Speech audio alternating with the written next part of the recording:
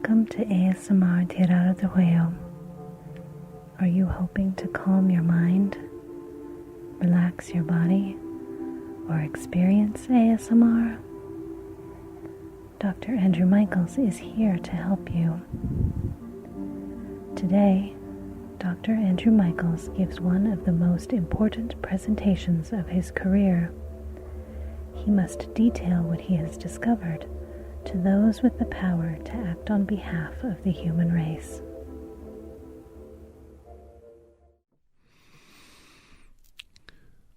Gentlemen, I'm glad you could all join me today. We have a very important subject to discuss. Yes, all the rumors you've heard are true. I was contacted by, for lack of a better term, alien races, quite unusual and quite different than what we're used to.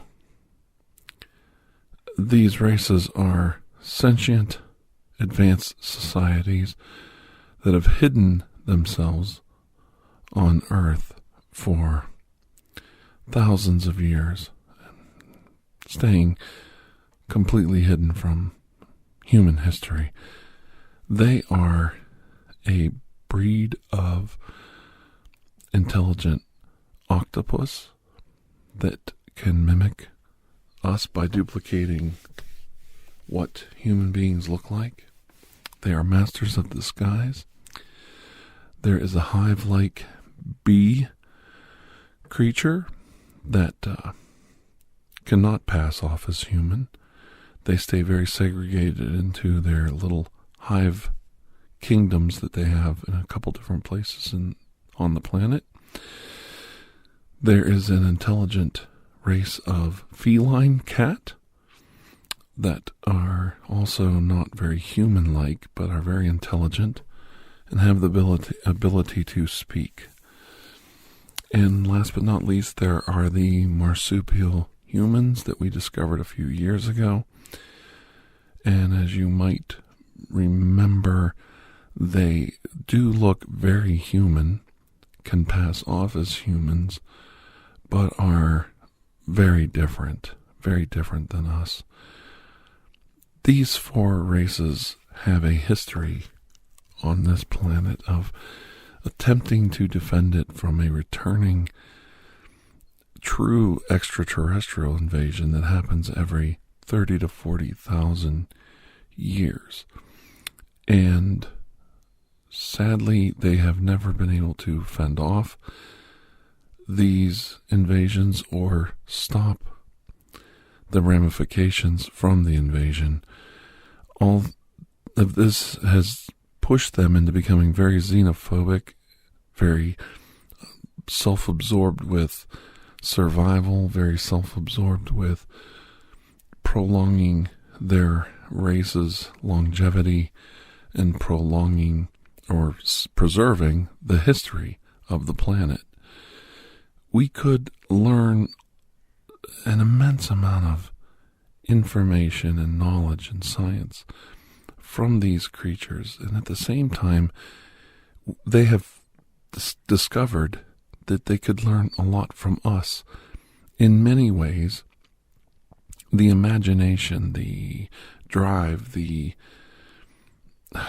curiosity of our modern primate species is very different than theirs. We live in a bubble where we think we're the only sentient creatures on the planet, and we also think there is or no real threat from outside our universe.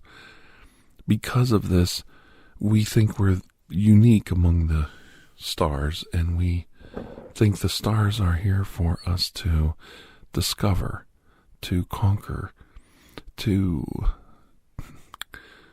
colonize, if you will. And this is not the case. The universe is quite full of different races of creatures that have lived quite a long time, longer than our own existence. And these races have controlled many of the livable planets in the universe that are known.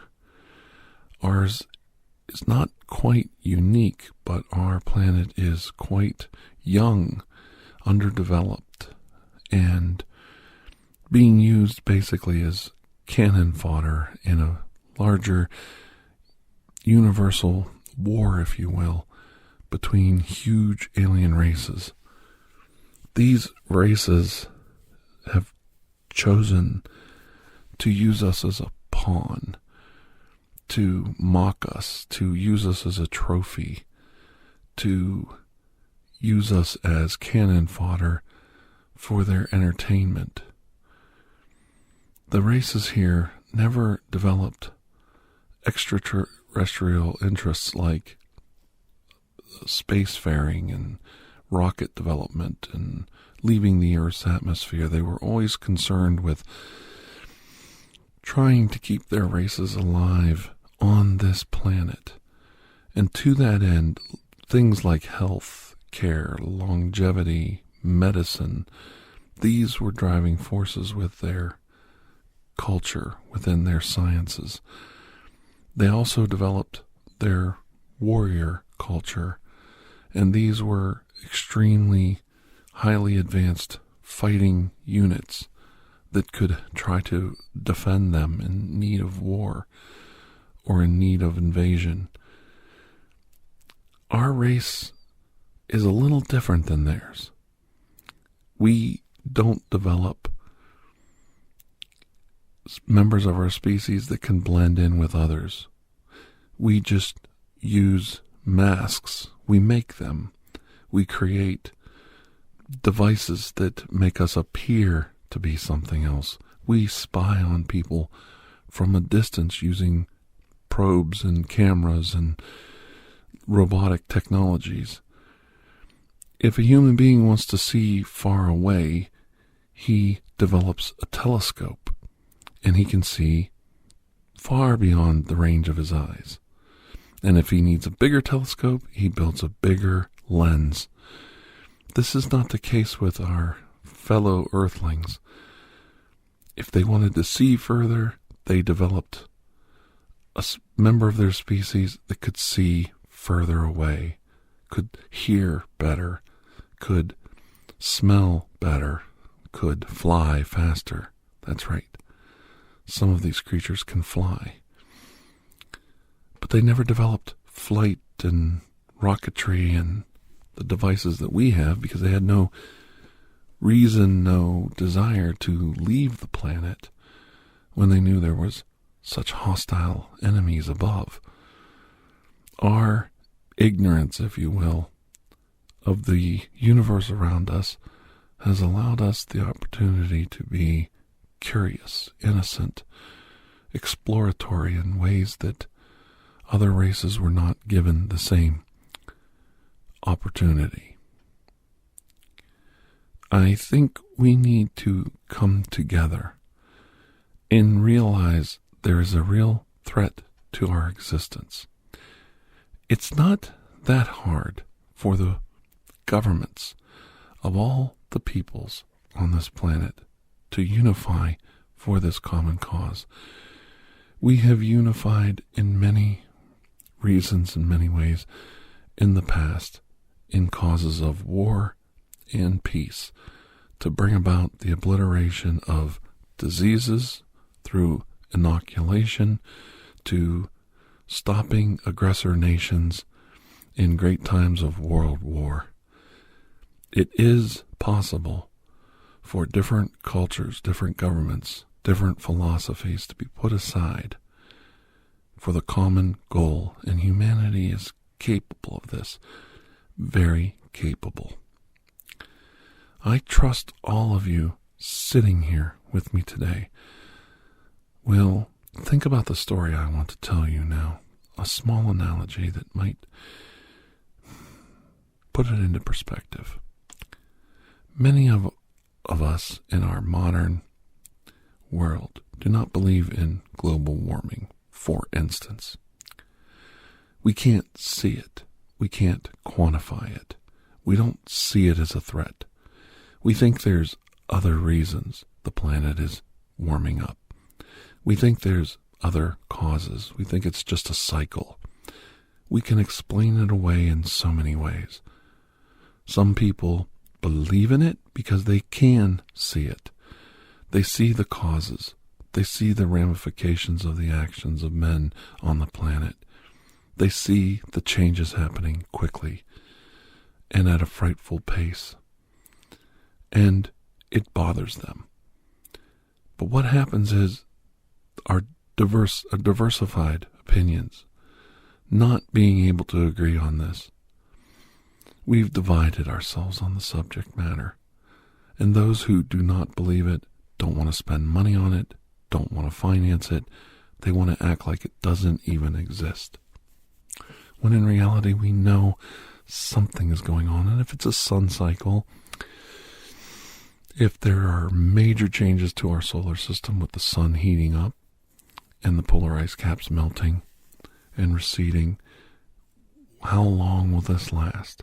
What happens if it goes in reverse and we have a cold cycle? Shouldn't we address these issues as a culture and a society and be prepared for either one? We talk about global warming, but we don't talk about what could potentially happen if it is just a cycle. There was a mini ice age less than 100 years ago. There was the summer, where there was the year without a summer, where volcanic eruptions stopped the planet from having a summer in the northern hemisphere. It's possible that if the Earth is just going through cycles, throwing out all the other science, shouldn't we as a society be prepared for these disasters, these issues? Shouldn't we come together and have energy and food development and agricultural protocols in place in case of either one of these situations getting out of hand? Greenhouses, horticulture could be developed to defend the human race and provide food sustenance for societies, with either case being the reality we face. Why should global warming only be the political hot potato between our government and our people?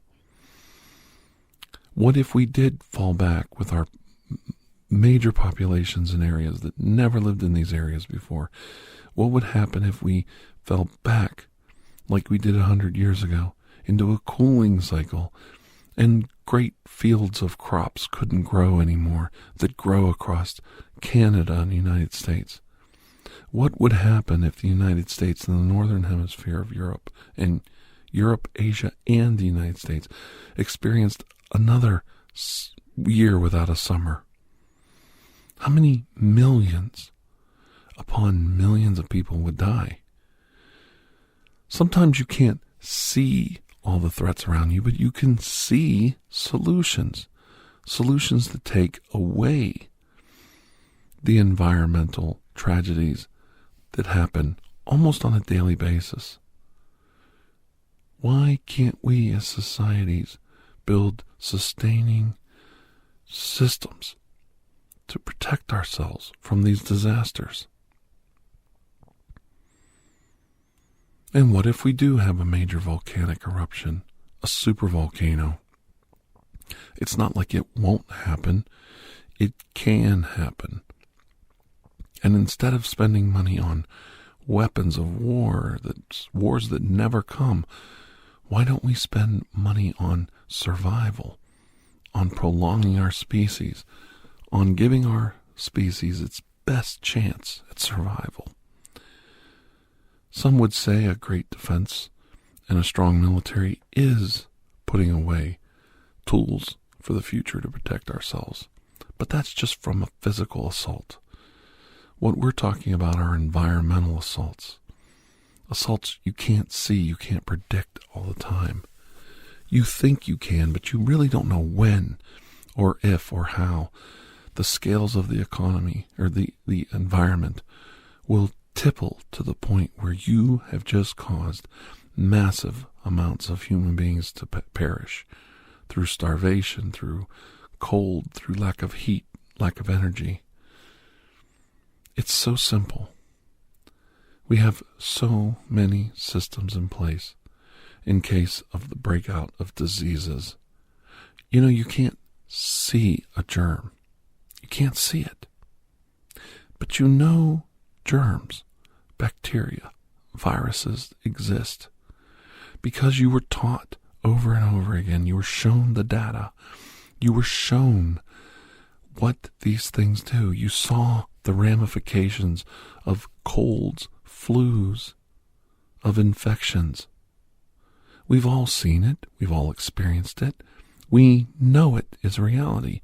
You get infections. You get sick. You catch colds. You get a fever.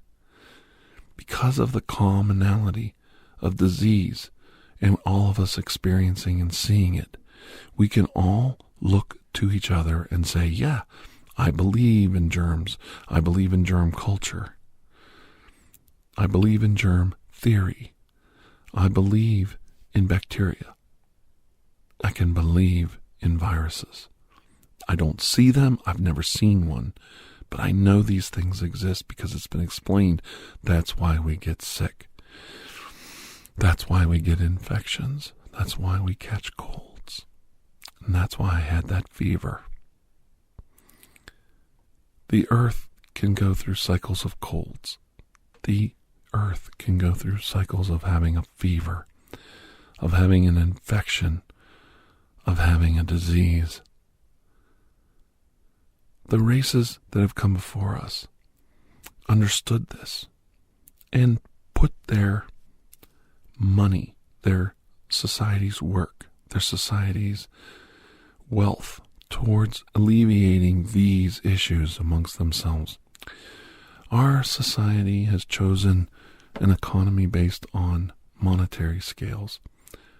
And sometimes we don't want to spend the money on things that may never happen, or at least never happen in our lifetimes. And we ignore these threats. If a huge asteroid was coming towards our planet, half of us would know and say, look, there's an asteroid coming. But if we pool our resources, we can stop it. We can divert it. We can protect the earth. We can monitor the earth so it never happens again. The other half of the planet will say, well, I can't see it. I don't think it's going to hit the earth. I think you're making it up. I think it's a conspiracy. I don't want to see it. I don't want to believe it. I don't think we should waste money on things that may never happen. And there lies the problem. You can't see it. You don't have an experience of it personally affecting you. So you don't think it's a real threat. We go through life sometimes with our heads in the sand, just like the ostriches in those pictures when we were little kids, seeing an ostrich stick its head in the sand and ignoring its problems. We thought it was so silly. We think it's so funny. And it stands for somebody who's ignorant of the world around them, burying your head and pretending nothing's wrong, nothing's going to happen, everything's going to be okay. But we know in life there are things we can't see that are going to come at us.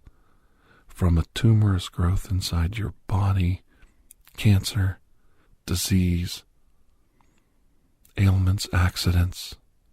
There's always something around the corner that can put our lives on hold, hurt us, slow us down, make our lives miserable. You can't ignore your own fate.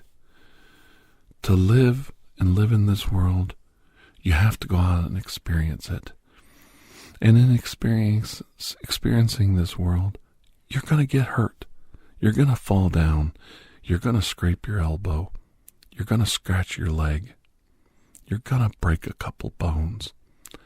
And you're going to have a few accidents. And we all are going to make many, many, many mistakes in life. Making mistakes is how we learn. we figure things out, we go forward with our ideas, and then we realize we were not exactly correct. We made a mistake. But in making those mistakes, we can correct our path. We can correct our knowledge. We can go forward in a healthy, positive way. I ask all of you here today, do you think we're ready to join the world around us? Do you think we're ready to join the other races to fight for the freedom and benefits of this planet? This small blue marble floating around an oasis in the middle of a dark, cold, heartless space. What makes us unique and special as human beings is our innocence and our ignorance, our childlike eyes looking at everything and thinking we can decide it away. We can decide whether it has a place in our minds, our culture, and our society. It's not quite how things work. We can interpret and we can hope that things won't hurt us.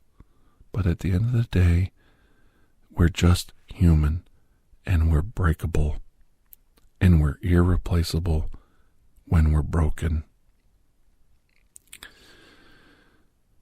Do we make a decision today to join these people, to join their fight? Or do we vote our politics, our culture, our government, and vote away any chance at salvation? And the salvation I'm talking about is not saying, well, I'm right. There's something coming, and if we don't get on it, all hell's going to break loose. No, that's not what I'm talking about. Our salvation is in realizing that it's a big universe out there. Our salvation is bringing ourselves together and stop fighting over pettiness and politics. Start planning for the future and planning for a world that we can make better, safer, and preserve the longevity of our race and our culture as a whole. Will you join me today in voting for that? In voting for hope? In voting for peace? And when I say peace, I'm talking about peace of mind. That if a tragedy does come our way, you same people sitting here will be able to say, we have taken precautions, we have technologies and protocols in place. We have procedures for this. We are prepared. I, the politician, was prepared. And I take it a step further. In being prepared, you win either way. You can say, the disaster never came, I always told you I was right. And you win. But if the tragedy comes, you can say, I never thought this would come, but because I'm a forward-thinking politician, I helped the government put aside funds to plan for this event, and we are prepared for it. Nothing bad will happen. I was right. In being prepared and spending the money now to safeguard our world later, you're on the correct side of history both ways. And you're a winner, not a loser. I was right. I backed this plan. I was right. It never came, but it doesn't hurt to put aside funds just in case. Luckily today, the price we have to pay is small. We need to develop our own warrior culture out of our best military soldiers available. We need to develop some new technologies, protective devices, and armor to allow several of our champions, if you will, join the fellow races in defending our planet. It's a small price to pay, a small amount of money divided amongst all of us and all the nations. Are you willing to take that chance today? I know I am, or I wouldn't be talking to you right now. We have very little time to argue and discuss and debate. We must vote soon. I await your vote. I await the outcome. And God be with us all.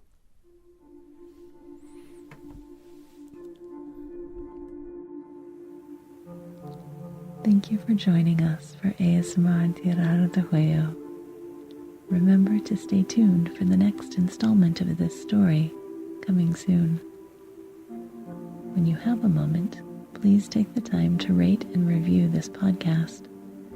If you are interested in additional ASMR content, you may view our library of videos at youtube.com/TirarADeguello. The theme song Atlantis is by Jason Shaw of audionautics.com and is used by permission. Correspondence, including questions or requests, may be sent to TirarADeguello@gmail.com. On behalf of Dr. Andrew Michaels, thank you